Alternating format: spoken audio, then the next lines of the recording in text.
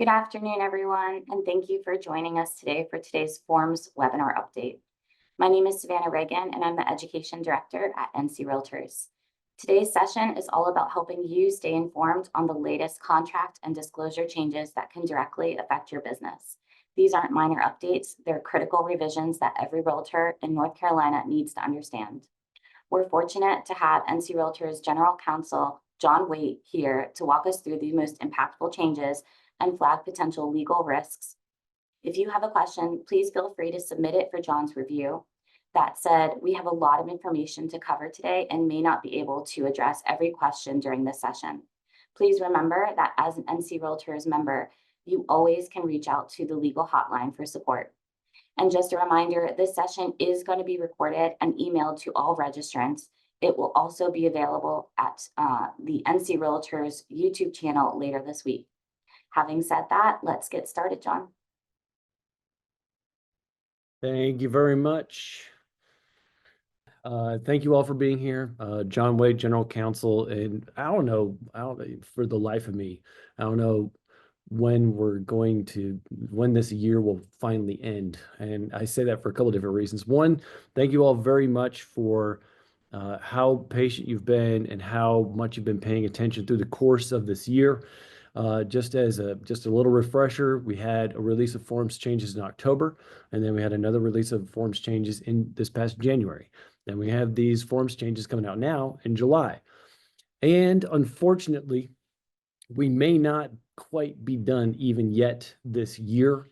We don't know yet, and it sort of depends on what happens with the rollout and how people are going to respond to the new NAR's new policy on delayed marketing. So we'll talk a little bit more about that, as we move through the presentation today. Not in too much detail because that's just not set in stone yet. But depending on what happens in that sphere, as far as what MLSs decide to do, then we'll see potentially about yet more forms changes potentially this year, maybe even this summer. We will see. All that is to say, we have some great stuff to cover for today. And so without further ado, I'm going to start where I always start these presentations, and that is the ncrealtors.org website, which is up here on the screen. Everything that I'm going to cover today, well, not everything, because some of the things are just going to be, my own little ramblings. And so my own little ramblings are not on the website, thank goodness. But a lot of the things I'm going to talk about today are right here in the legal Q&A section. So right here on the first page, mind you, this is a dynamic website, so your screen may look a little bit different for ncrealtors.org, but you can always hover over the legal and ethics, or right here on the first screen, it's down here. But in any event, you can go to the legal Q&As. The legal Q&As come out every Monday in the Realtor Rundown. But another thing that is in the Q&As is the summary of the forms changes. So right here, you can see residential. You can see property management, you can see commercial. So when you click on residential, it'll take you to this right here. And you can see the summary of the forms changes. And when you click on these hyperlinks, you can see the explanations right here, okay? So this will sort of talk a little bit about, the forms and what the changes mean. But when you click on these links, then you get over to the actual form. And it'll show you some of the forms have strikeouts and show you the additional language. This one here that we're going to start with, 2T, there's no strikeouts in 2T, mostly to just kind of show you, what the form looks like without that. If you want to see a strikeout version, those versions are available if you need them. Just so you know, if you're an instructor and you really need to see that kind of information, those are available. If you click on actually the 12T, you can see the actual strikeouts on that one. And I think that might actually, you can see, like, as far as like trying to talk through the forms change, when you're looking at all the strikeouts, then and plus the additions, it just gets to be a little much. And, I also want you guys to be able to pay attention, and so hopefully not get bogged down too much with what the strikeouts are. If you want to see what the strikeouts look like, certainly that's something you can do. But otherwise, if it's highlighted in the form here, then that's going to indicate that there was some kind of change. All right. So let's start with 2T. And A lot of the goal and impetus of the forms changes in October and January was to make those forms shorter and easier to understand, like both for consumers and for you guys. Mostly because you guys are out there having to explain things, and bless your heart, if you're a BIC, you're out there having to explain it to your new agents probably, several hundred times. So, it's one of those things where, to the extent we can make the forms easier to digest and understand and go through, then that's just better for everybody, right? So same thing with 2T here. What we have in 2T is it's about 3 pages shorter. And a lot of that efficiency is just because you will go through the new 2T and you're not going to see any of the red and blue boxes. All right. So let's talk about what happened to the red and blue boxes, because they didn't just disappear. They're not non-existent. They are now just something that is more embedded into the form itself. All right. So first page here, nothing earth-shattering about the property description and things like that. This is mostly just editing to make it fit a little bit better in a slightly smaller space, because at the bottom here, we have now right underneath the purchase price, seller concessions, both as a dollar amount and as a percentage, and also the due diligence period and the settlement date. The only thing we couldn't quite, finagle onto the first page that probably is still pretty important information is the escrow agent. So we'll look at that again this cycle and see if we can get that on the first page as well. But as you can see, the goal was to get everything on the first page. And mind you, just for those of you who don't know, I know a lot of you on this call, already do know this, but just so you know, these forms changes are not created in a vacuum. I don't go up on a mountain and then come down with tablets that say what the forms changes are going to be. These all come from, for this particular form, you can see at the bottom that this is a joint form. That means it's jointly approved by the Forms Committee at NC Realtors and by the North Carolina Bar Association's Real Property Section. The committee that works on that is called the Joint Forms Task Force. These people are volunteers. They work really, really hard to make sure the forms work for you guys. Very much appreciate them volunteering their time, and any mistakes that are in the forms are completely their fault. Just kidding. Just kidding. I'm actually going to take, there will be a couple of points in the presentation today where I will take some time to explain a couple of things, and I'll just go ahead and be the scapegoat. It's okay. Yeah, we're all just people here trying to do our best. But thanks to everyone who serves on the Forms Committee and Joint Forms. They volunteer at least a day a month, and a lot of them, when they get on a subcommittee, they're actually going to spend several days a month doing quite a lot of extensive revisions. Also, Lee Morgan is the paralegal who helps out both of those committees, and she does a really great job keeping everything organized. All right. So in any event, you can see on the first page here, the goal was to get all these things on the first page. Mind you, seller concessions being both a dollar amount and a percentage, that was already in the guidelines. That's not something new. That is not something that, is in response to the settlement or anything like that. Rather, it was something where putting something into the form that was already in the guidelines, but for whatever reason, just wasn't in the form. So moving on down, here we have earnest money deposit. This might not look like a big change, but it's kind of a big change. So the old language that used to be in this section for earnest money deposit, it used to indicate to most escrow agents that there needed to be some kind of written agreement between the buyer and seller before they would agree to release the earnest money. This change in the language makes it more clear to the escrow agent that if there's not a dispute, then they can disperse it as they want, because that's what the law says, okay? The law says in the absence of a dispute, then the escrow agent should be able to disperse how they see fit, okay? Now, mind you, escrow agents are still going to have a lot of latitude to make their own rules however they feel comfortable. So you might run into some escrow agents that are still going to require a written agreement between both buyer and seller before they're going to release the earnest money deposit. That is okay. But for those escrow agents who may have a different policy or want a different policy, at least they're not going to feel bound by the form to require some kind of written agreement.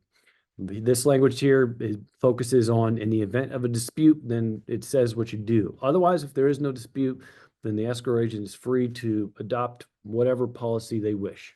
So if you got a situation with a seller or buyer disappearing, and you can try and figure out a way to prove there's not a dispute, even though one of them is disappeared, then hopefully that's something you'll be able to work out on a case-by-case basis with the escrow agent. All right. Moving on down, you can see attorney closings in North Carolina. They used to be in a box. It is now just part of the form. And so that's a lot of what happened with the red boxes and the blue boxes. Some of it also moved over to the guidelines, which we're going to go over in a minute. So that's where a lot of the stuff went, and that's accounts for the 3 pages of simplification. Otherwise, both 12T, the vacant land contract, and this contract, the offer to purchase, they function the same. You're still going to have a due diligence period. You still got a due diligence fee. You still got earnest money deposit, additional earnest money deposit. All the normal things that are in there are still in there. There's nothing like earth shattering on that front as far as how the contract actually functions. Okay. It's really just about creating efficiency with the language to highlight a couple of things. And that actually comes up here in 2. So, fixtures and exclusions, it's often, something that, you guys have, I'm sure, encountered this plenty of times where something will be in the listing, but then it just doesn't somehow matriculate over into the contract, right? So there's now red language here instead of having like a warning box or something like that, and it will be red. Like when you take away all the highlighting and everything like that, this language here will be red. And it just says the party should not assume that an item will or will not be included in the sale based on a statement or advertisement outside this contract. And that's because at the end of this contract, there's what's called a merger clause. And the merger clause basically says, if it ain't in here, it don't exist. Okay. All right. So you see paragraph 19. Oh yeah, that's smart. We actually cited it right there. There you go. See paragraph 19 for details. That's the merger clause paragraph. All right. So, and actually, while I'm here, I'll just go ahead and no. Actually, I'm going to save that. Sorry. All right. Here, one of the things that I always like to point out to agents on the hotline is just that there's actually 2 ways something can be a fixture under this contract. One is in part A here on the screen that you can see 2A. Anything that's a fixture under common law, then that is going to be included in the contract. The other thing is these bullet points. A lot of the things in the bullet points, they're not contracts. Like for a rain barrel, no, not generally speaking, that's not going to be a fixture. But because of the way the bullet points are laid out, it makes it a fixture, right? So the reason that this section is all highlighted is not because anything changed drastically in here. Instead, if you remember, when we did the release of the new exclusive listing agreement in January, the bullet points got changed in there, moved around a little bit. Now these match what are in the listing agreement. So that's why this is highlighted. All right. Moving on down, a little bit of language here added to just make it clear that, if your seller is really bent on not paying something that has a lien on it before closing, to make sure that they have some kind of custom addendum to accommodate that. Make sure that's something that you discuss at the listing phase when you're sitting down at your listing appointment. But it's also in here as a little warning that if there's something that they feel passionately about, usually for whatever reason, it tends to be solar panels. My guess is because the seller has a lot of buyer's remorse about, paying the salesman and deciding to buy these solar panels, blah, blah, blah. I don't know the actual reason why. It's just my guess. But in any event, if you got a seller who really doesn't want to pay for the lien off for the solar panels at closing, make sure they get a custom addendum on there. All right. Let's see. Moving on down. Yeah. So you can see here actually in paragraph 4, the red language is right there. And that's language that used to be in a warning box. So it's moved out of the warning box into the actual contract, but also to draw attention to it, you have it here in red to indicate that the buyer is strongly encouraged to conduct due diligence during the due diligence period. Mind you, and I just answered this call on the hotline today, the buyer can conduct due diligence all the way to closing. And it's not just the buyer's, not just an inspector or something like that. The buyer says the buyer can conduct due diligence. So if the buyer wants to not have an inspector do it and they want to do it themselves, then they can knock themselves out.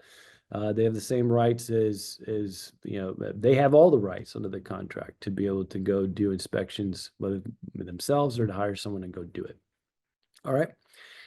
Here you have a little bit of italicized language in 4A that there's no loan or appraisal contingency in the contract. Again, moving language from a box into the actual contract.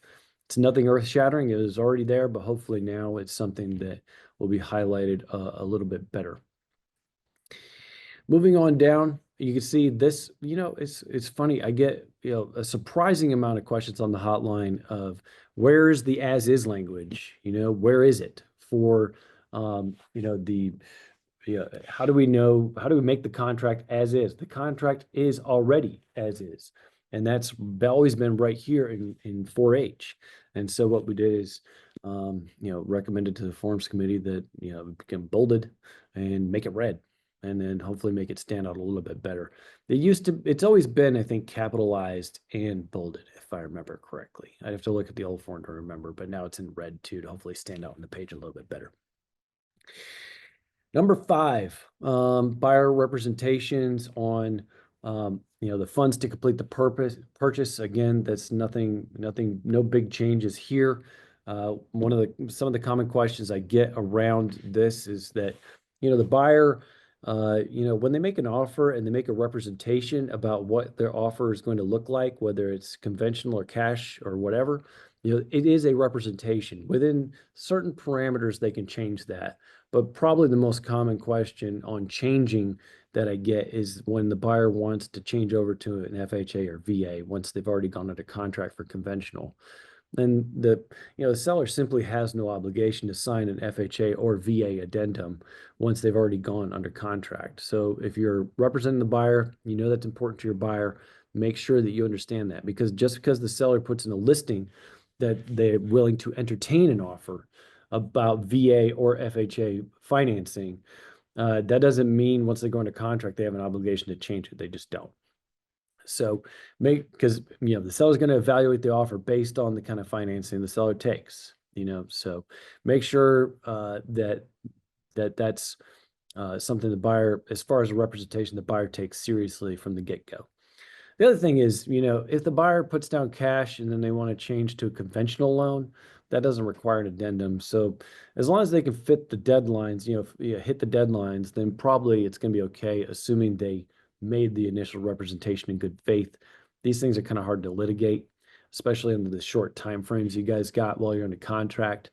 But just understand that, if you got a seller who's really upset about a buyer switching from cash to, some kind of conventional loan, that's perfectly fine for them to be upset about it. They may need to have an attorney help them, pursue that claim, that misrepresentation claim, if they wish. But at the end of the day, if they really want to just, I think the simplest way to keep the buyer accountable is if the buyer asks for more time. It's too bad. You said it was going to be cash, and we expected it to be cash. You better come up with cash, or else, we're not going to give you any additional time. That's something the seller can certainly choose to do. They can certainly choose to work with the buyer also. So, in any event, all right.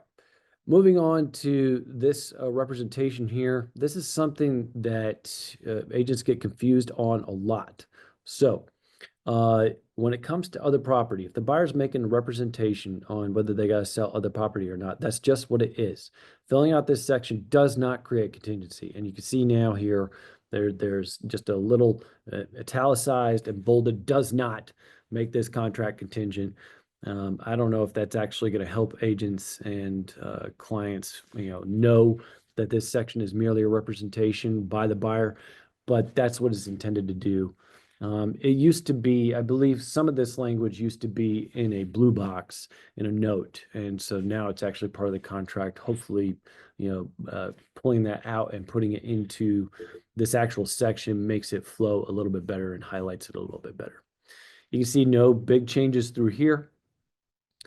Here you can see that part of the way that we're able to make adjustments to the first page was to actually move the mechanism for what happens when the buyer doesn't pay the funds on time down here to the buyer obligations. So this is kind of a new section, but it's not actually new information or even a new like mechanism.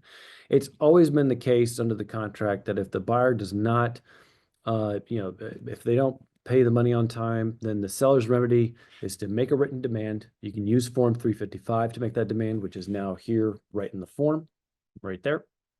So if you forget, it's right there cited for you.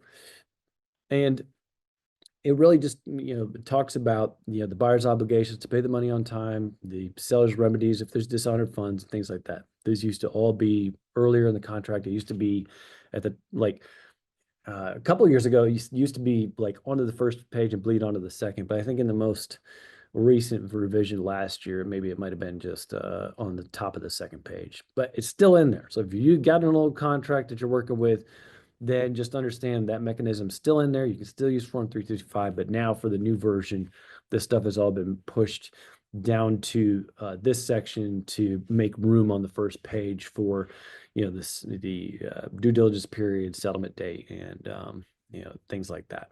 All right, and seller concessions. All right, moving on down. Here we got, some adjustments. Probably the biggest adjustment to point out here is that, you can see we got name of association one and name of association two. Apparently, some agents were just filling in the same information twice. That is not the intent of having two different spaces there. The intent is, if you got two different associations, then put down both associations. So that's why they've been labeled, and so hopefully it'll save some agents some time where they don't have to fill that part out twice. Okay. Remind this, warning here about the lead-based paint. Make sure the seller especially understands that even if you got a property that's close to 1978, like if it was built on or before, when is something built? I just think when it comes to a litigation question, if you got a property that's 1978 or older, even though I think technically speaking, the way the statute's written, then it's pre 1978, prior to 1978. But it's just not something that you want to mess with. And there's no real, as far as making that disclosure, I don't see a lot of exposure to the seller for giving the disclosure statement, even for a new property. So in any event, if you got any question about when the property's built, make sure you're erring on the side of filling out the lead-based paint disclosure. All right, moving on down in this form. This is this has been repurposed from a different section and also some stuff added to it. For those of you who have been practicing in areas where attorneys are having to navigate a new electronic system, then you may have run into this already, where it's very hard for attorneys to figure out what liens are on the property with the new system, just the way it's set up right now. The horror stories I've heard from closing attorneys is substantial. Hopefully it's something that'll be worked out in time, but for right now, it's just something it's difficult to navigate for closing attorneys. So what you have here is in the seller deliverables, this new E Romanet 1. The seller is going to provide an affidavit, and some of these stuff used to be already in the contract. But the biggest thing is when it comes to materialman's liens and judgments and things like that, the seller is going to provide an affidavit that'll allow the seller to be able to satisfy their good and warrantable title, because that's what title insurance companies are requiring from the closing attorneys in order to be able to get the title insurance policy. So that's why this has been put in there. Then you still have a FERPed up thing for if that's applicable to your seller or not.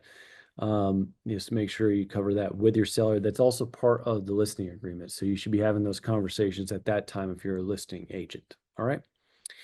All right, let's see. Moving on down in this form, is there anything else I really need to talk about? I'm not sure there is.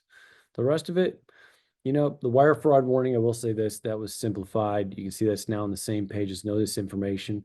One thing I'll mention about the notice information page while I'm here is that, the notice information page is where you make a representation to each side. The buyer and the seller both make a representation to each other of where they want notices sent.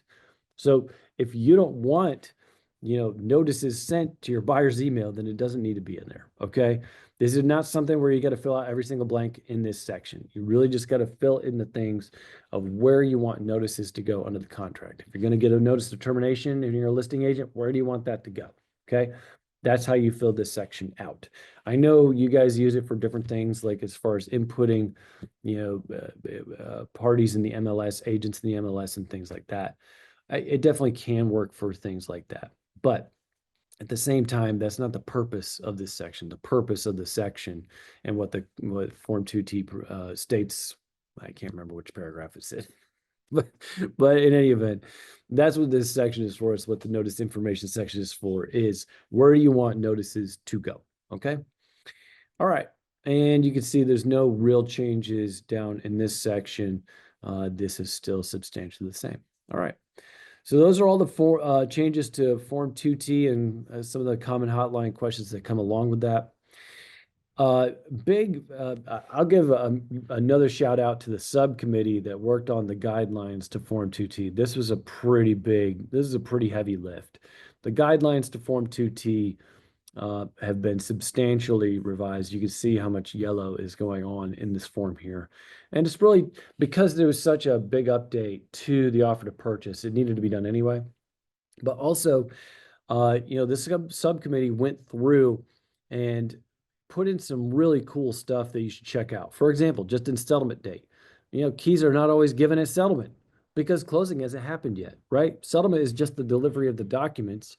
Closing isn't completed until there's actually a recording of the deed, and you're not always going to get the keys at settlement. So if you got a client who's really giving you pushback on that, then you've got something here in the guidelines to point it to them to, just show, hey, listen, this is a common thing. Look right here.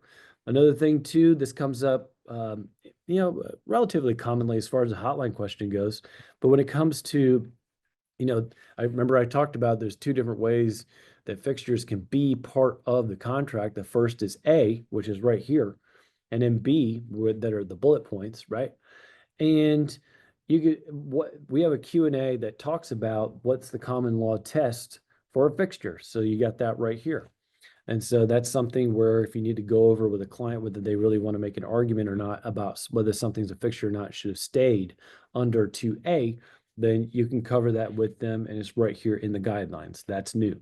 There's lots of new things here in the guidelines that are pretty helpful.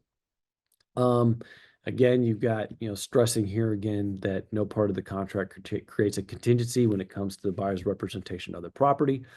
I'm not going to go through every single thing in here, but I will say that those of you that use the guidelines for training and things like that, these paragraphs here at the bottom, I will say, were at the top. So instead of having a lot of stuff at the top before you get into the meat of it, instead we just did some general general provisions and then getting into everything else, and then the things that are that used to be at the top are just at the bottom. In any event, go ahead and look at these changes when you have time, and take a look at those.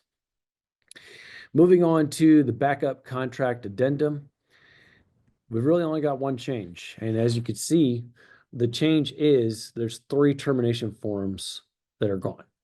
And that's because it used to be that we had 6 different termination forms for contracts 2T and 12T. And now we're going down to 3 because each of the 3 can be used for either the vacant land contract or the offer to purchase. So that's just a little preview. We'll talk more about that in a minute. All right. Moving on to the buyer possession before closing agreement. Section 2C of the contract has to do with the seller's agreement to disconnect themselves from their smart devices. So here in the buyer possession form, before the buyer is taking possession, the seller is going to agree to comply with that. This change regarding the seller disconnecting from the house and deleting their data and things like that. It's also in the additional provisions addendum and the seller possession addendum too. Except in the seller possession addendum, the seller is just going to, disconnect from all that stuff before they turn over possession at the end of their tenancy. So just understand that if you've got those sorts of smart devices, security system, Nest cameras, smart whatevers, if you got a fridge that likes to give you your favorite like cocktail recipe, delete that. Seller, you don't know what the buyer likes. Okay. You could be like a Manhattan person and the buyer really likes old fashions. And there's a real big difference between the two. You can't be, that's just not cool to be forcing that upon the buyer. So just make sure that the seller is disconnecting from the house. All right. And for those of you who may not remember, last year, Forms Committee created a seller get out of the house form. I forget I forget the number of it off the top of my head. Do I have it right here? Let's see. Ugh, I'm sorry. There's a checklist though. And I don't know if I can remember the number of it, I'll bring it up. But in any event, it's a checklist for the seller and things they should do when they're getting out of the house. If you haven't checked out that form up until this point, make sure that you do that. It is a very good form. And now it's going to bug me that I can't remember the number of that form, the checklist. Yeah. Anyway, if somebody there's like 1,000 of you in here. If one of you knows the number of that form, go ahead and drop it in the chat or something. On the agreement to amend, you have a new checkbox. Last year, Forms Committee added additional buyer and joint forms. Yeah, this is a joint form, right? Yep. So you had an additional buyer added. This year, we got removal of buyer or seller. I've been getting the question already, is it going to be possible to add a seller and make that part of the first checkbox? I'll talk to the Joint Forums Task Force about it. It's really, for me, the question is whether it's really going to throw a potential monkey wrench for closing attorneys to be able to do that. But as long as they don't have a big objection to it, if it's not going to cause a big problem, then I'm sure that's something that Joint Forums Task Force will explore next cycle. But for right now, there's no way to add a seller. Make sure you talk to the closing attorney about that. The other thing, but as far as removing a buyer or seller, make sure before you just willy-nilly start removing buyers and sellers, make sure you run those sorts of questions by the closing attorney first. In some instances, you guys are going to be able to use your professional judgment. You're going to know what you need to do, or the lender's telling you things like that. Okay, that's fine. But if there's a question, like if you're not sure, make sure that you are talking to somebody who knows, and in particular the closing attorney. You don't want to create more work for the closing attorney, obviously. So just make sure that you're doing that. I don't think there's any other changes in this. No, that's it. So amending a contract, new checkbox for that. And like I said, we'll explore more next cycle. All right. So this is the exclusive right to sell listing agreement is next, Form 101. And overall, I would say, this was a brand new form in January. The feedback on it was really good. Let's talk about a couple of just common questions as we go through some of the changes. All right. So one change that's here in the marketing is just making sure that the seller understands firm might not be able to limit automated valuations, distribution, or commentary concerning the property. I've been getting a lot of calls just recently, hasn't been going on for months or anything, but complaints about third-party vendors and misinformation about a listing. I would just say that, to the extent possible, make sure you're looking out for your seller. Make sure you get as accurate information as you can. I don't know if you guys really have a way where you can leverage your relationships with some of these third-party sites that are publicizing listings from the MLS. They're part of the syndication, right? The complaints I've been getting in particular, they range, but one as an example is just that one site was saying that the property is in a floodplain when it's not. So obviously it's a big deal. It's not something you really want as part of your listing. So to the extent you guys can try to control that, it's fine. But at the same time, the form needs to address the fact that a lot of times that's kind of stuff is going to be out of your control, especially once syndication happens in public marketing. So in any event, we got a little thing there. Form 105 has been retired. And so that needed to be eliminated from the general advertising section. Okay. A lot of Form 105 just, that was created several years ago, I think, before a lot of the more modern ways that syndication happens now. So that's why it's been retired. I think that'll be something that'll be examined this next cycle. Let's talk about this section 7 here. I'm still getting plenty of questions on this in the hotline, which is fine. It's something you guys are still getting used to. But I just want to take a minute and stress that given the way you guys are having to negotiate cooperative compensation, looking at some of the expectations of how other people feel you guys should be negotiating cooperative compensation. It's just something that, as a risk management perspective, it makes all the sense in the world to make sure you are just talking about what is your firm charging for your services. This part 7B should be and only address what is your firm charging the seller for the services. That's it. It's nothing else. What is your firm expected to get?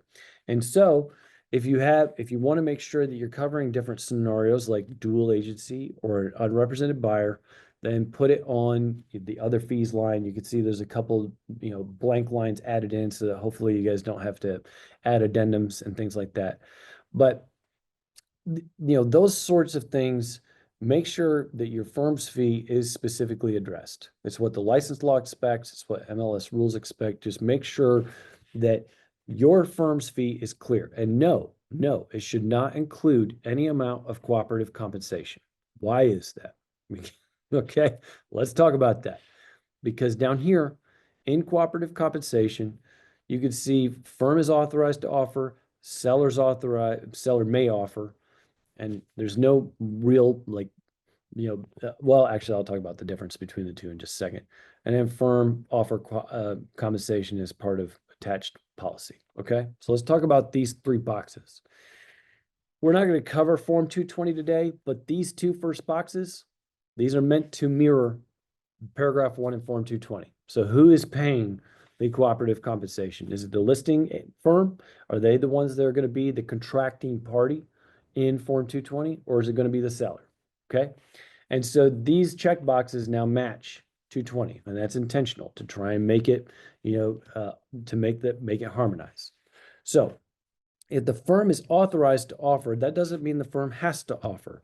The guidelines to Form 220 have said for, since they were created, which was, months and months ago now, that, the firm is authorized to offer, and this was true under the old listing agreement too.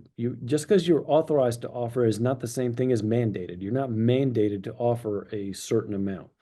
If the listing firm wants to know what an offer is, or at least get the outline of an offer first before they offer cooperative compensation, that is okay. That is fine.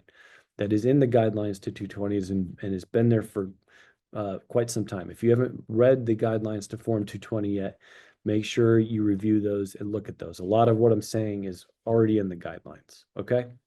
So if the listing firm is authorized, let's say the listing firm puts, an advertisement out there, that the listing firm is offering up to a certain amount of cooperative compensation. Then Romanet 1 kicks in and it says that the firm is authorized, because as a listing firm, you need to be authorized. You need that authorization from the seller before you're going to put some kind of advertisement out there that, potentially cooperative compensation would be offered, right? So if the seller authorizes firm to offer cooperative compensation, then the seller agrees that, number 1, they'll be bound to it. And number 2, they're going to bring that money in addition to firm's fee at closing. Okay. So that means that the seller would potentially be bringing firm's fee plus any cooperative compensation that's been negotiated by the listing firm. Okay. Or 2, seller may offer. This means that the seller is going to be the contracting party on Form 220. It means that, they are going to be agreeing directly with the buyer agent or the selling firm, for a certain amount of cooperative compensation, right? And then Romanet 2 kicks in. If the seller does it directly, then they're going to agree to sign 220. But at the same time, it's going to be something that's going to be negotiable based on the offer if that's what the seller wants. Really, a lot of times I'll get the question of, well, what's the real difference between these two check boxes here? Like, what is the real difference? And as far as like, difference as far as, the buyer agent getting paid, sure, maybe there's not that much difference. But I think you can think about it this way, that there are, and these are, discussions that were had round and round and round in the forms committee. So if you want to know, why, there's these two different boxes, it's because I think the forms committee does a really good job of saying, well, what about? Well, what about? Well, what about? Right? So if you think about checkbox one, well, what about that seller who just is like, I just want to sign this paperwork and I want you to sell the property. Honestly, I just really, you negotiate everything. I'm sure I'm gonna like, look at the purchase price, the contracts and all that stuff. But honestly, I just don't want to deal with all this stuff. I'll authorize you to do a certain amount. You go do your thing, listing agent. You go and sell my property. That's what I've hired you to do. I want you to go do it.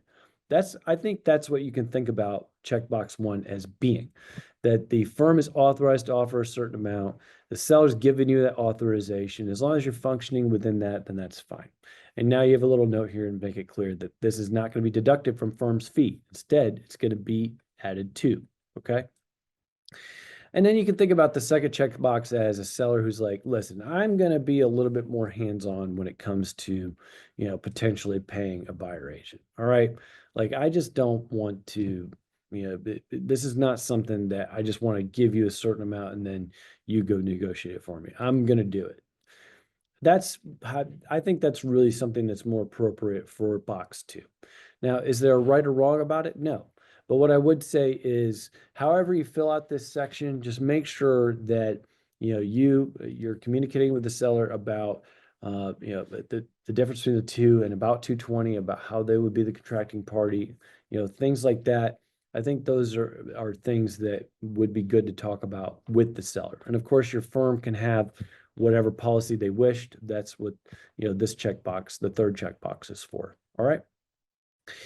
And it's really, Romanet 3 is, nothing in the section will prohibit the buyer from later offering it. So if up here, seller, does not offer anything, right? Because that's the threshold question. It's right here. There's nothing changing about that. So if the seller, doesn't offer anything, they can always change their minds later. And so that's, right here in Romanet 3.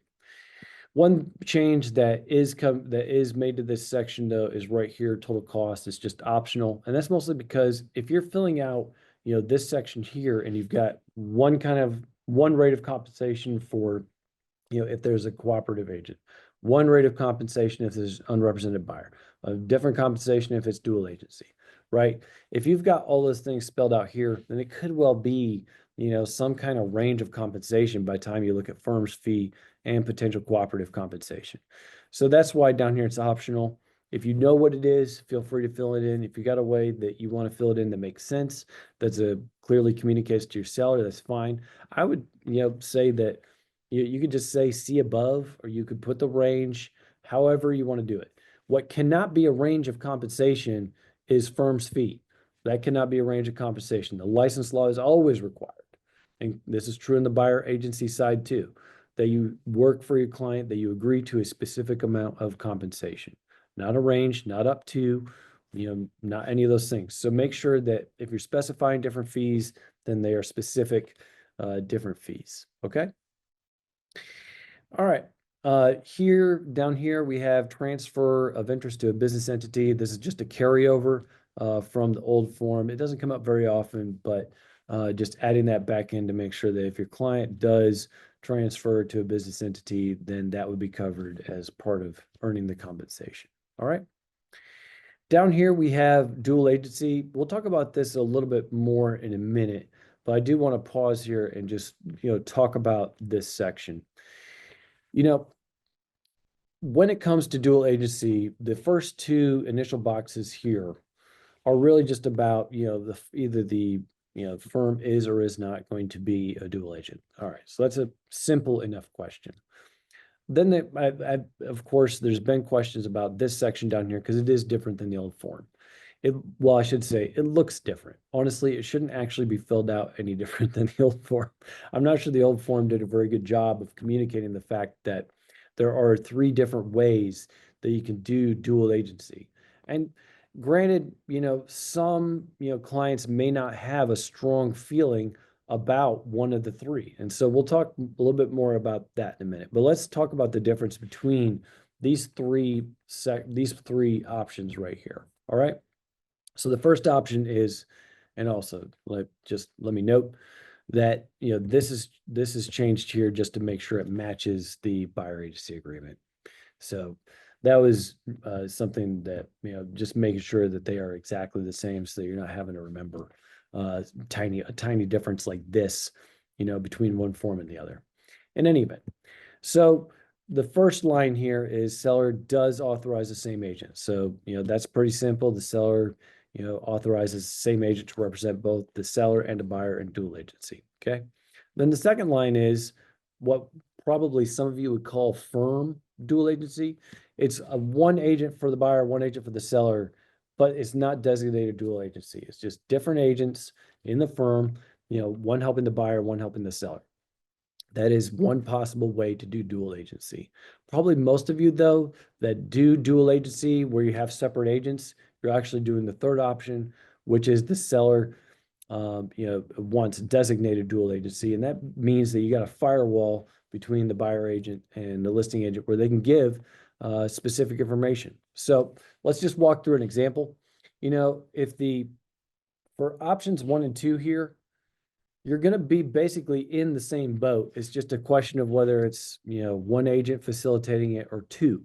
Because with both of these options, you're not giving specific information. You're not going to tell, you're not going to give advice to the seller or the buyer about purchase price or length of the due diligence period or the amount of earnest money. All these things that would, you would otherwise, if you were a designated dual agent, or if you're just dealing with an agent outside your firm, you'd be able to give advice on all those things. But in dual agency, no, you're just basically acting as a facilitator. So really, you could think about the first two options as, you're being you're facilitating the transaction, but you're really not giving that sort of advice that you would give somebody that you just represent, alone or as a designated dual agent. Now, functionally, between the first two lines, there may not be a big difference, but to your sellers or to your buyers, there may well be a big difference. They may feel a lot more comfortable with dual agency as long as it's two different people doing it instead of one.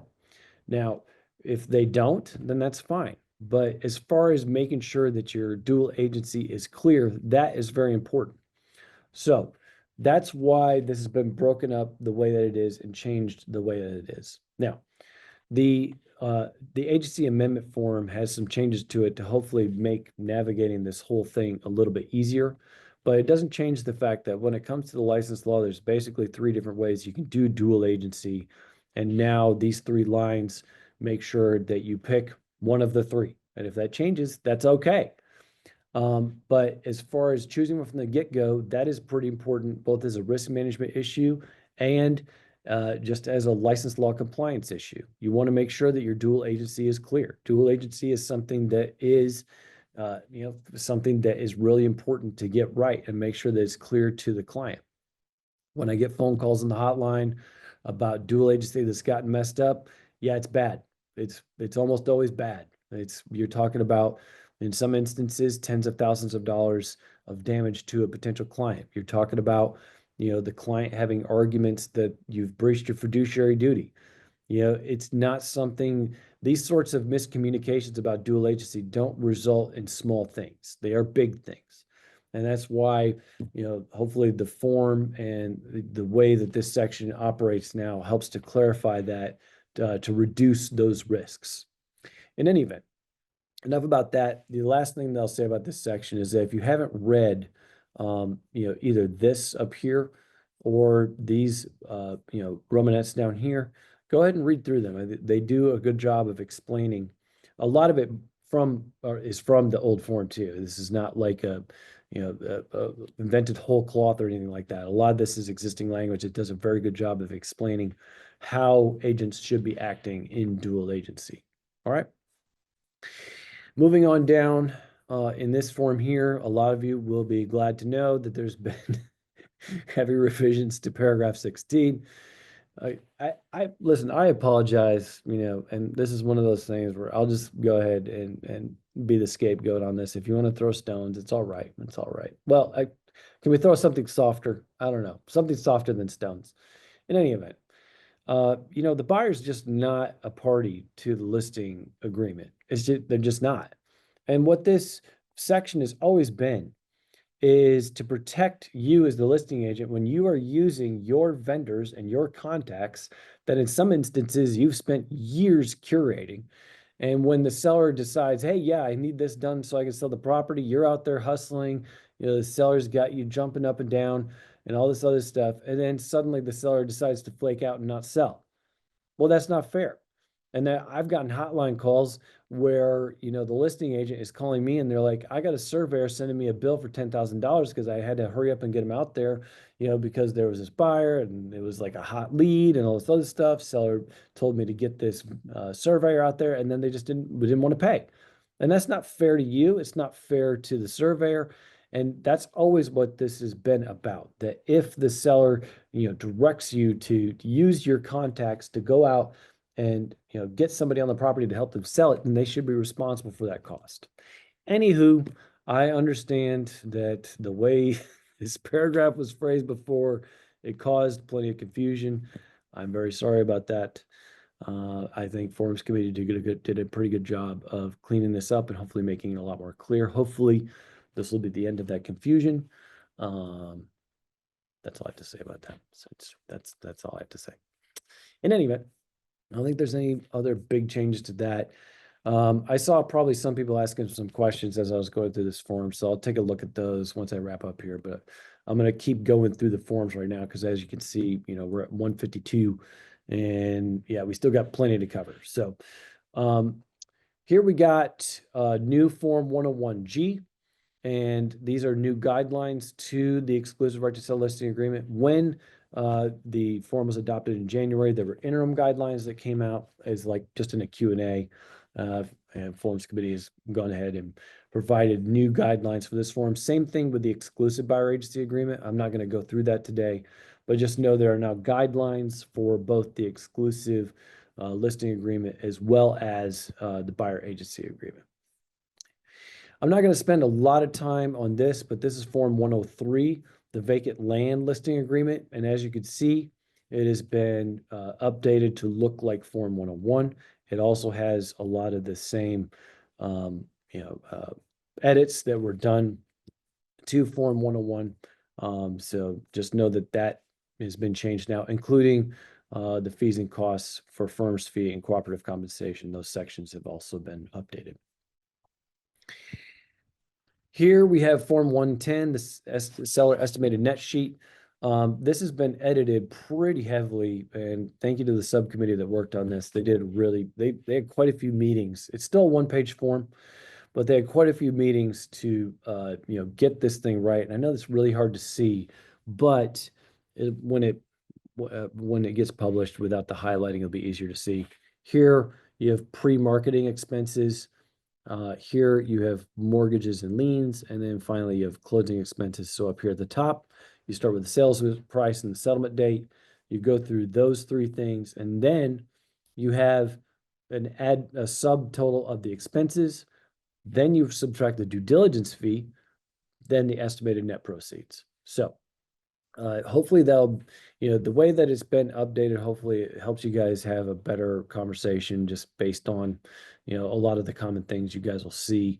You have listing firm compensation, you have a listing firm compliance, admin or brokerage fee, things like that, last time this form was updated didn't really exist. Those have now been added in. So if you take a look at Form 110 and some of the changes in there, and hopefully that'll help facilitate things a little bit better.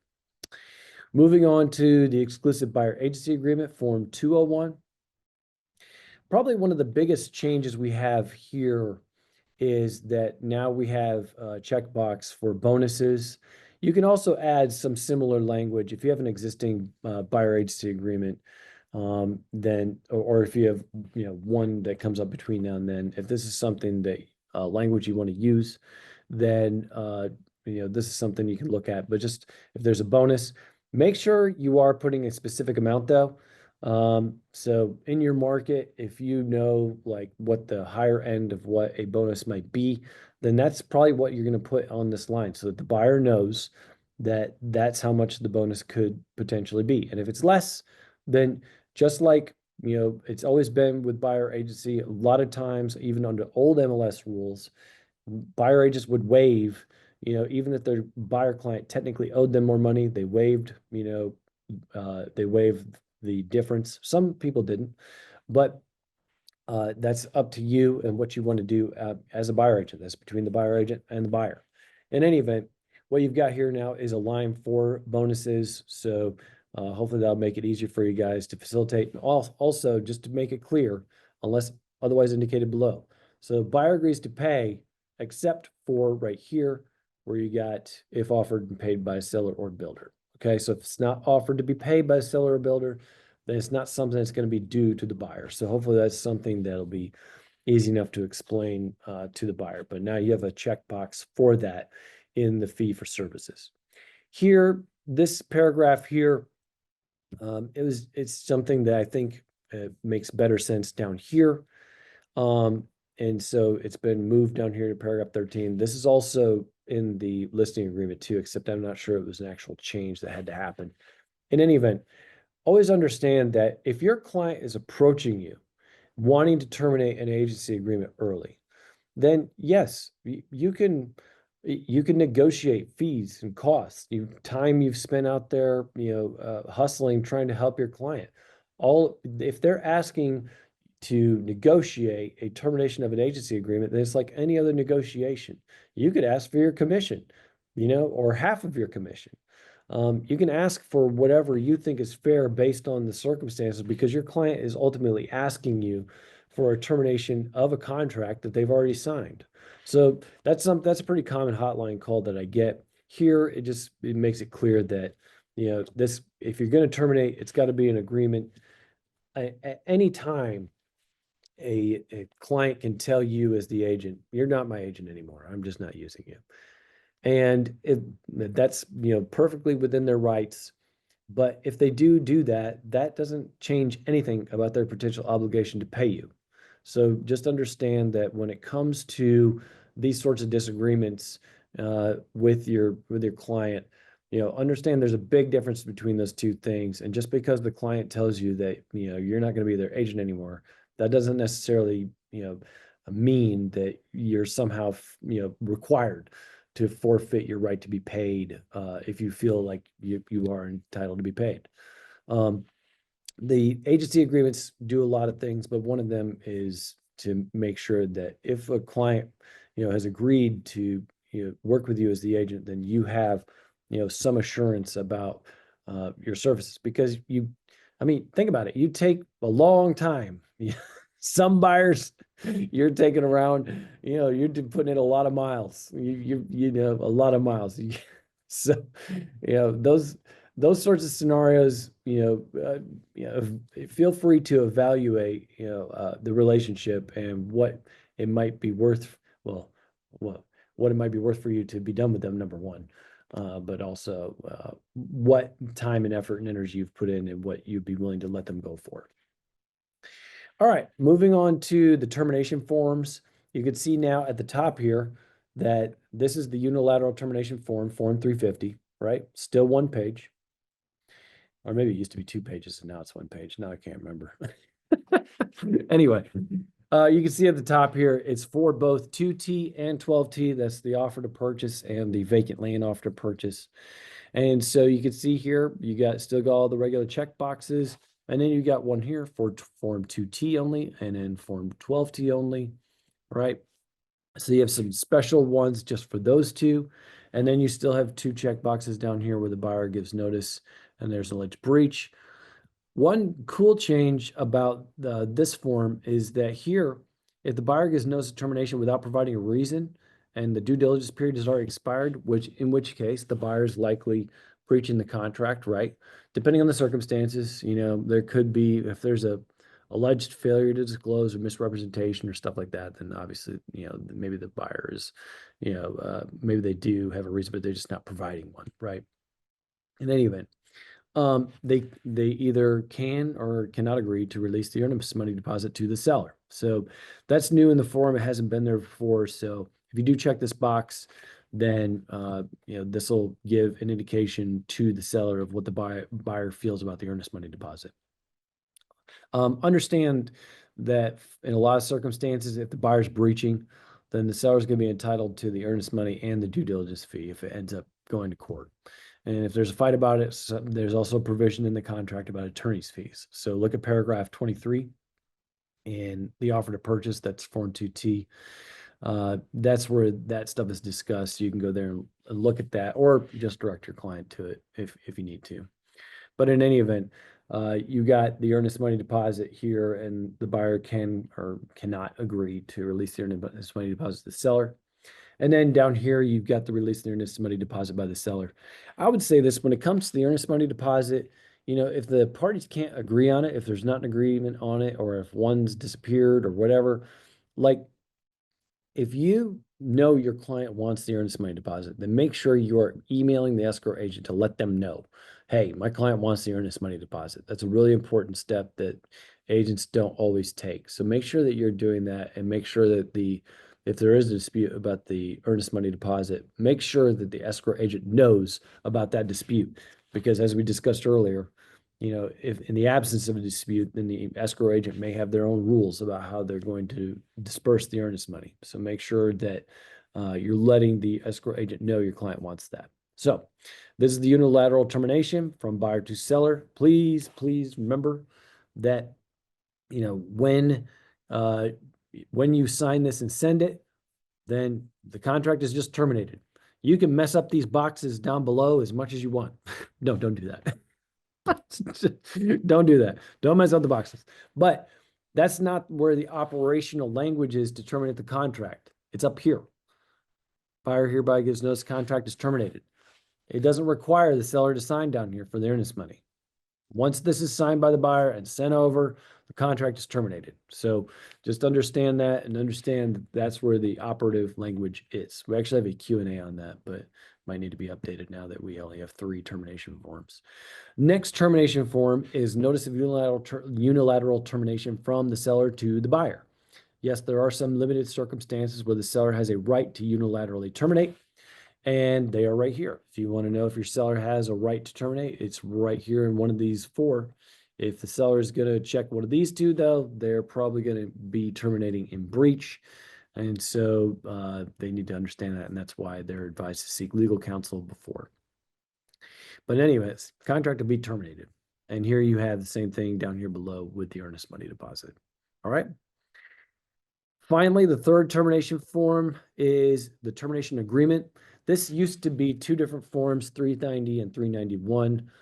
I would say this, that if you're the buyer and you want to request a return of the due diligence fee or inspection costs or things like that, this form is not a great form to make that request. It's just not. That's because this is a termination agreement, or the way the titles used to be for Form 390 and 391 was agreement to terminate contract, or et cetera, right? Agreement means buyer and seller both sign. So if just the buyer signs, then that means that there's a question mark whether there's a termination or not. That is not good for you, the clients, nobody.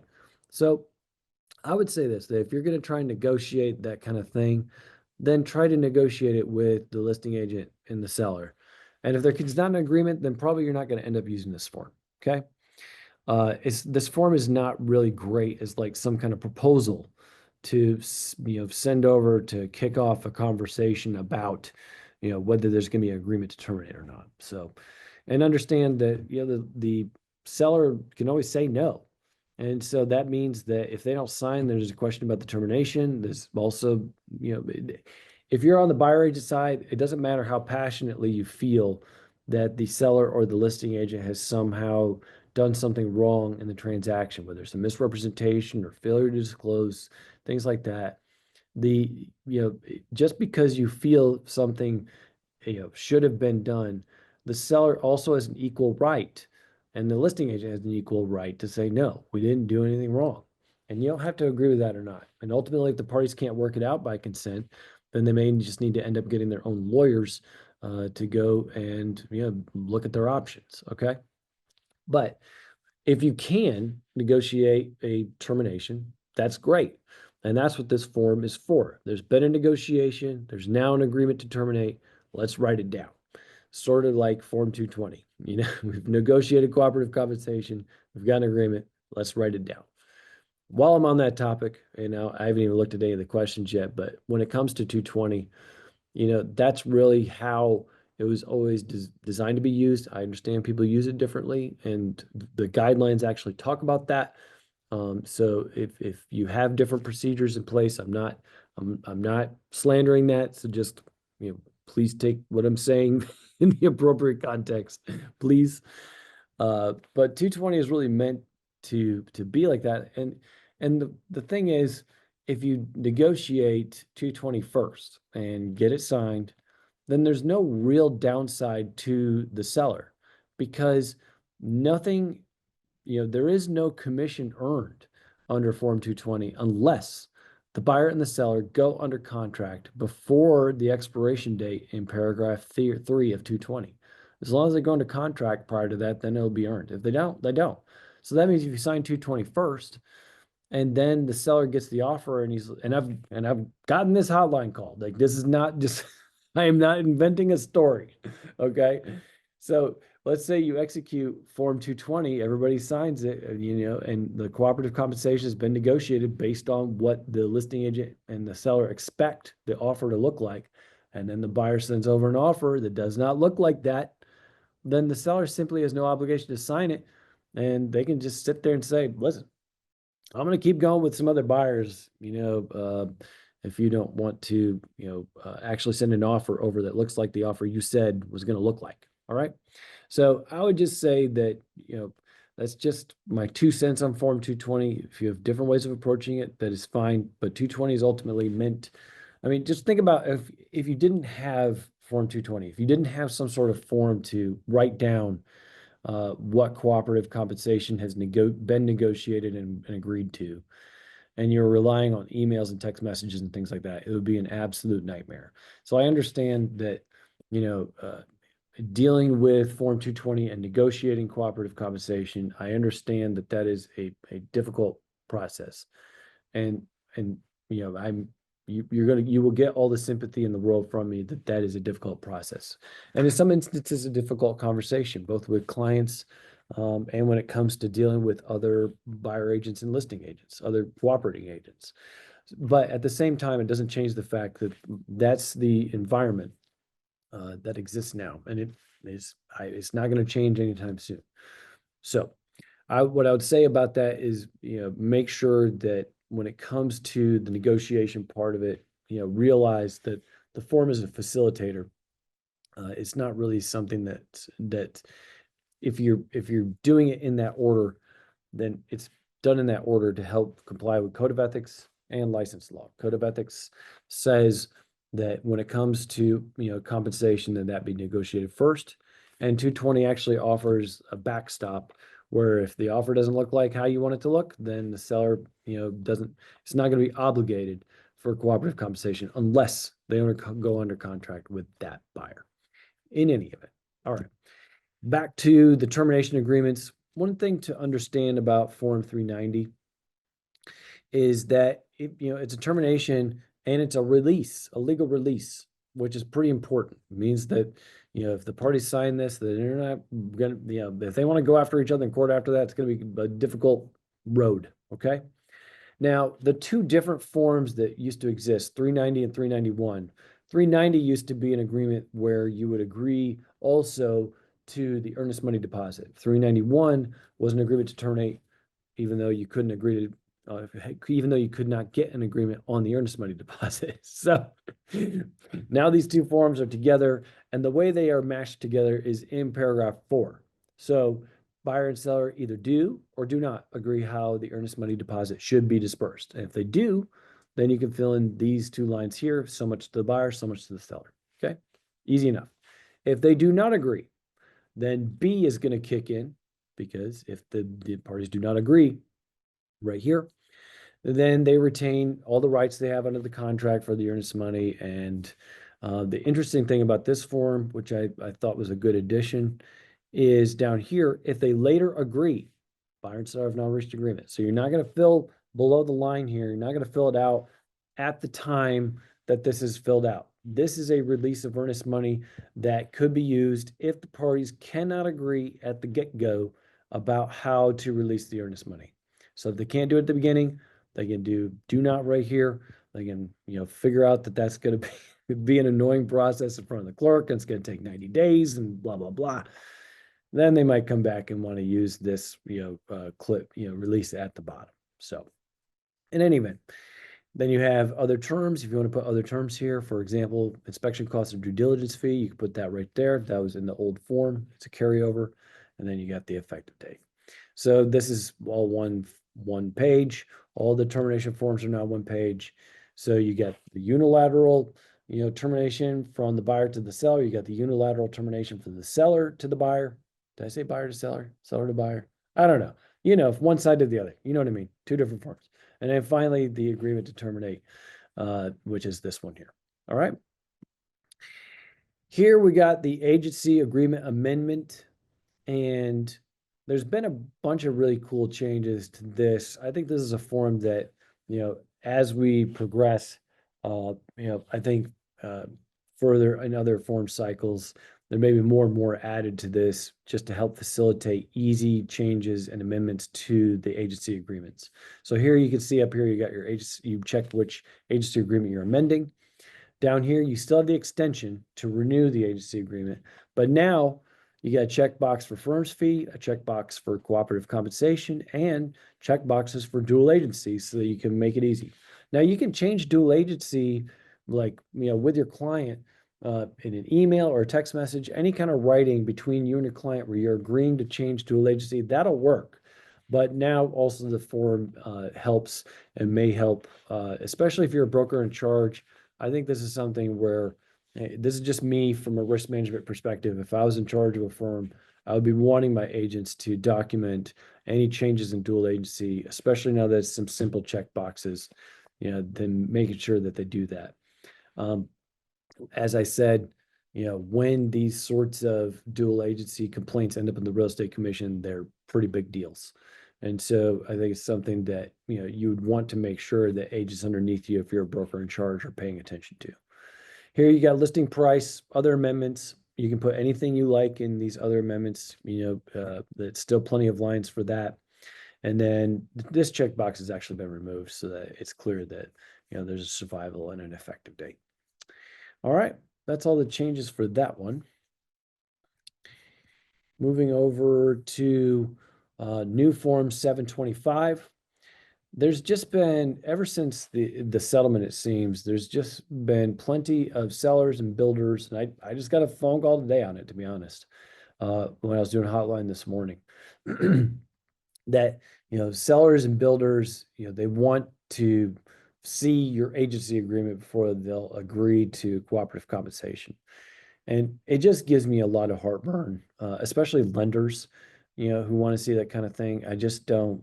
It just gives me a lot of heartburn for you guys to be handing that kind of information over. And I know you also have heartburn about it too, and I think that's perfectly understandable. So forms can be proposed this form as hopefully something that will satisfy those parties. It's just a one-page form where you can say what your relationship is with your client, what the compensation is. If they need some other information, fine, but that's it. And instead of giving them the entire agency agreement, then you can give them just the information that they're looking for. Just make sure you fill it out correctly. It does have a disclaimer here, making it clear that it's not going to amend an agency agreement, but also make sure you fill it out correctly, because if you're making misrepresentations, as any other misrepresentation, it could potentially subject you to discipline. So just make sure that you're filling it out accurately and giving accurate information. I don't have one thing in your agency agreement and then put something else in this. Regardless of the disclaimer, you could get in trouble for that. So make sure that you're doing that correctly. Finally, last form we got today is an agreement to amend the offer to purchase a contract new construction. Prior to the adoption of this form, there was, unless you went and had an attorney drafted addendum, or if you made the amendments directly on 800T, then that was the only way to amend that contract. Here you can see you got everything in here. You got construction fees, pre-construction evaluation period, things like that. Actually, this is actually in 4T too, the agreement to amend the 2T and 12T, that amendment form. There was one small change I didn't cover earlier, so I'll just note it here. You can see that the expiration of the pre-construction evaluation period is changed to 5 p.m. on blank. And it used to be extended. There used to be the word extended in there. So now, if you want to shorten it or if you want to extend it, either one, then for 2T, it'd be the due diligence period. But if you want to shorten or extend either one, then you can do that with the form. All right. Plans and specifications, escrow agent, all these things that are in 800T, you can now change with an amendment form. As a final note on forms changes, I'll just note this real quick. I'm not going to go through it in any detail, but I do want to give a shout out to the PMD folks. They went through, and for those of you who do both or may not be aware, the residential rental contract went through a similar refresh as Form 2T. So you can see here that it's also been shortened and a lot of good changes to make it read easier. So if you use this form, this lease agreement, it's worth noting that there's a pretty good change to that. Same thing with the folks over in the commercial form section. Thanks for their work. They also did a similar refresh to the commercial contract, and that is right here. And you can see pretty big change here also to this contract in the first page to make it a lot more readable. All right. So that's all I got for you as far as forms changes go. I know that's all I got for you. It only took me an hour and 15 minutes to actually explain the highlights.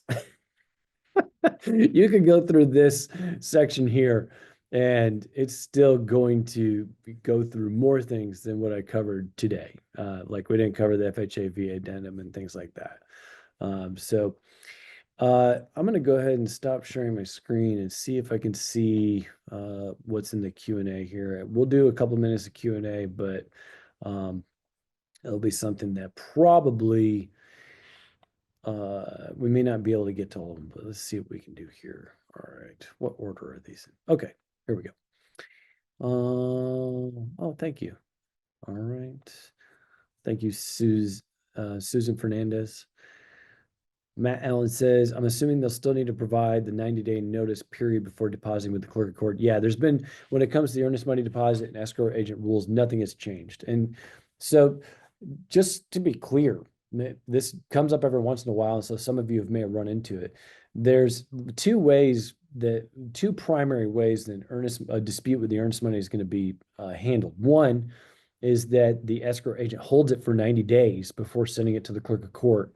And then when it gets to the clerk of court level, in order to claim it, you fill out some paperwork and then you actually go to the clerk. And when I say actually go to the clerk, I mean these hearings that I've done, you go into the clerk's office. It's not in a courtroom.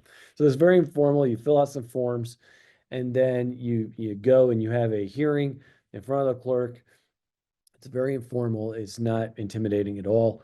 If you've never done one of these, then or if your client wants to know about it, all you need to tell them is that go down to the clerk of court, and you can fill out the forms to claim the earnest money once it gets there after the 90 days. The other way escrow agents sometimes require earnest money deposits to be dispersed is by actually having one side sue the other, like in small claims or something like that. And then you take the judgment once you get that from the judge and then hand it to the escrow agent. So some escrow agents will actually do it that way. So there's two different ways you can do it. But yeah, no, there's no change on the 90-day rule or anything like that as far as how earnest monies are dispersed. Um, will the new forms be available before July 1st? No, they will be available July 1st. That is the kickoff date.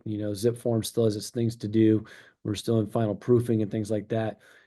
We have, these form summaries out to help people get ready, but no, otherwise they come out July 1st. Let's see. Electric chargers. I got a question here about electric chargers. I mean, most of them that I've seen, those are fixtures. I'm sorry, but they are, especially if they're hardwired into the house, you got to have an electrician come in and install them. I just don't see how those you can legitimately claim that those are not as a primary default a fixture. So my advice would be because they are installed the way that they are, that's something that you would want to exclude. And then it's going to trigger that part of 2T that requires that when a fixture is removed, that the seller do it in a workmanlike manner. And it's also going to also trigger in part that the property needs to be delivered in substantially the same or better condition. So there's two different things that kind of come into play right there. And so I wouldn't,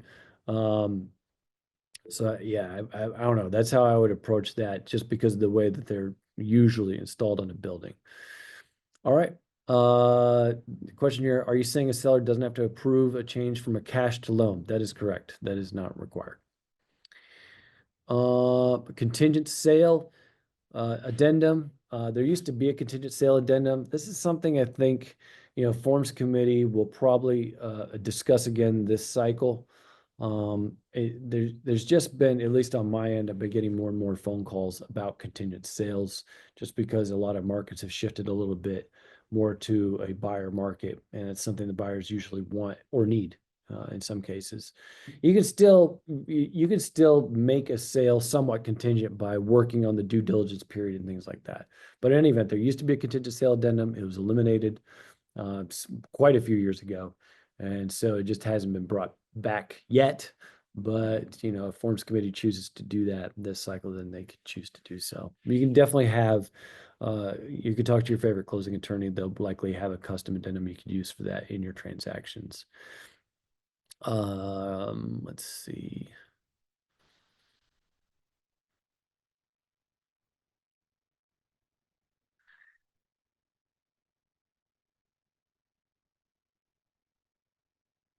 So in the notice information section, there's a question here for notices. What address is typically used for buyer and seller or agents?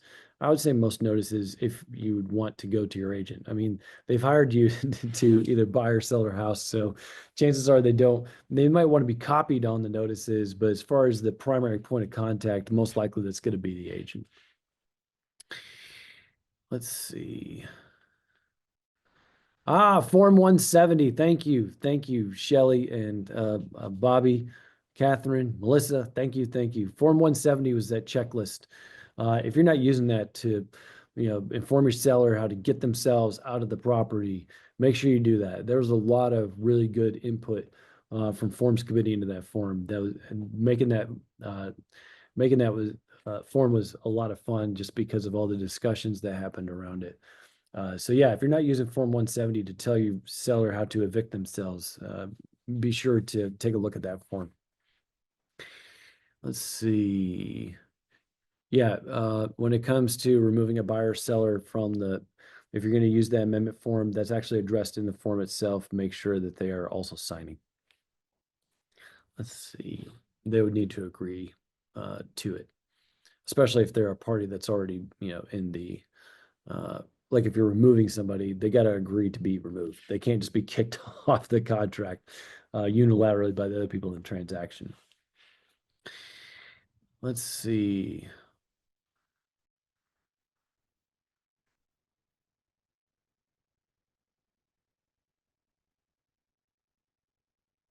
So that.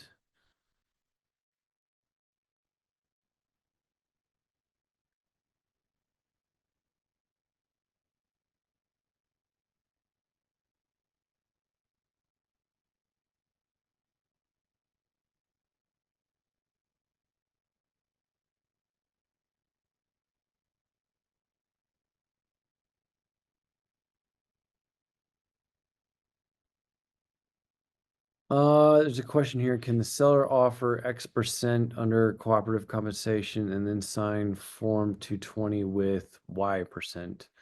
And the answer is yes. I mean, cooperative compensation, as I explained, Section 7C there, the seller is either authorizing the firm to put a certain amount that's potentially available out there, or the seller themselves, may be offering it.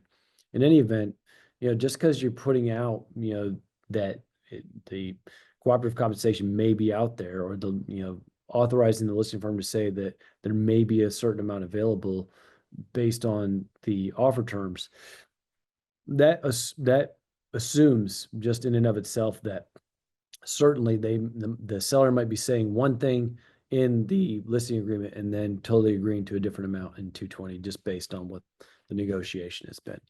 100%.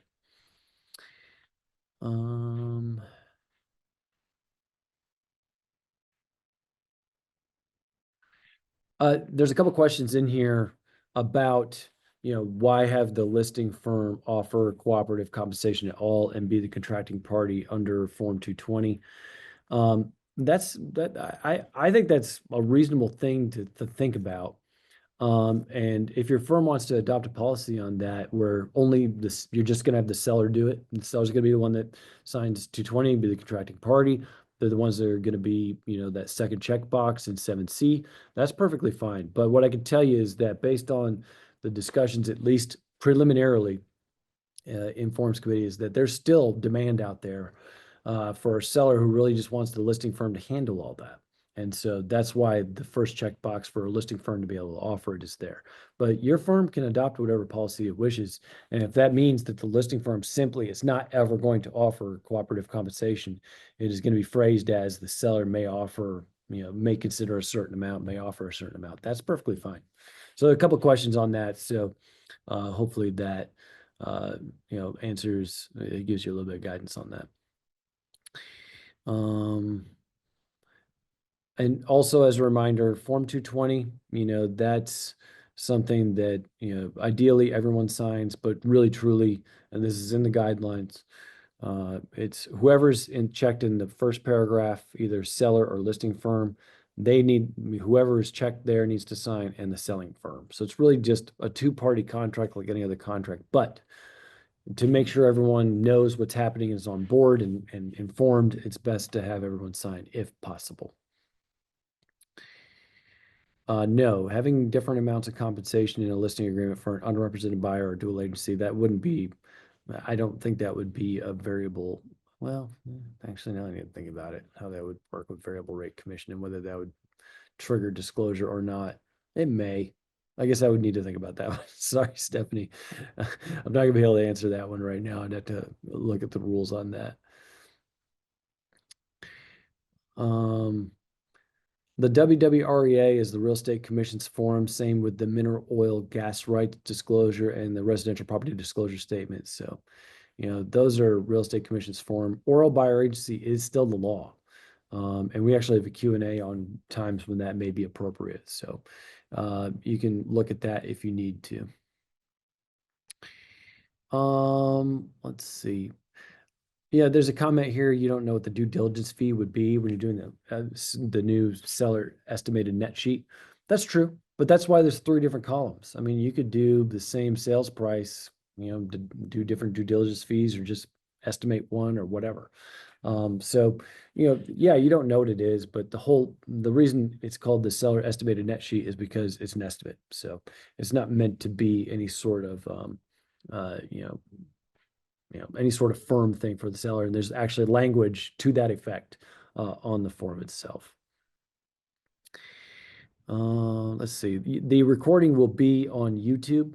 So, and it'll also be emailed to participants.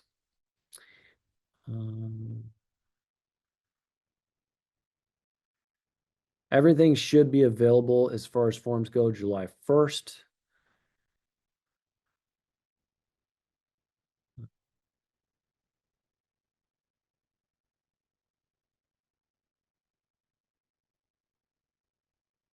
The due diligence fee is due on the effective date. There's a question about that. That's the standard language. and the parties can adjust that, you know, a lot of times you do it informally anyway, but technically speaking in the standard language, the due diligence fee is just due on the effective date. And if it's not paid, then, day after the effective date, the seller could send Form 355 demand payment, and then the buyer would have one banking day from then to deliver the due diligence fee. So if they really wanted to play hardball on that would be the way to go. But a lot of times, you guys facilitate a more, convenient way for the buyer to pay it and maybe a different timeline, and that's fine. Let's see.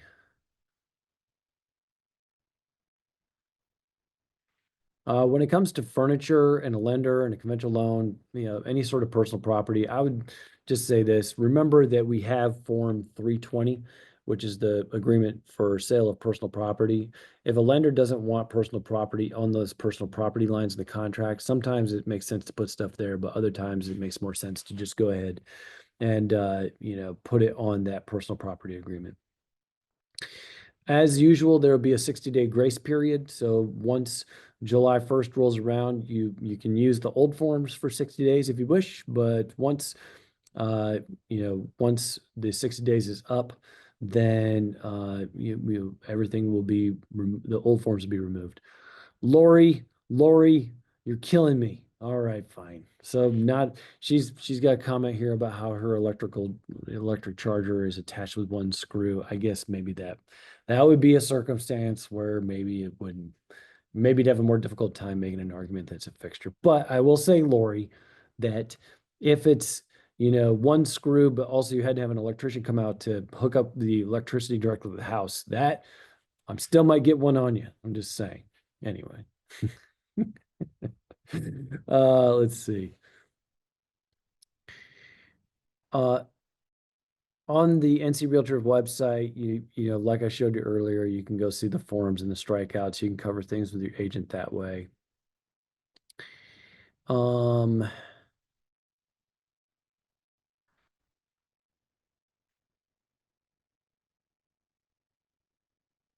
Let's see.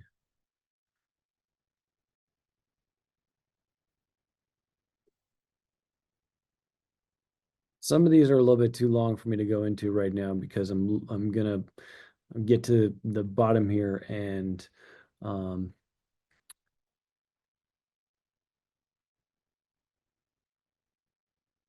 we'll be wrapping up. All right. I don't see, I would say this, if I did not answer your question, I'm at the bottom now. Thank you to everybody for paying attention, and hopefully I got to most of your questions. But if I didn't get to your question, if it was just a little bit too long, or if it just requires too long of a conversation, then that's why I skipped it. It's not because I don't like you. Some of you I skipped and I know your name, and I know you're going to give me a hard time on the hotline anyway. So I'm just saying, if I skipped you, it's not because I don't like you. It's just because we might need a longer conversation. Feel free to give a call to the hotline. I don't know if there's a way to drop it, but the hotline number is 336 294 1415. That's 336 294 1415. That is on the website, so you don't feel like you have to memorize it. Okay, so there's that. But it's also NC Realtor, or sorry, legal hotline at ncrealtors.org. That's how you email the hotline. So you can use either one of those. If I didn't get to your question, feel free to send them there. Anyway, thanks for having me, Savannah.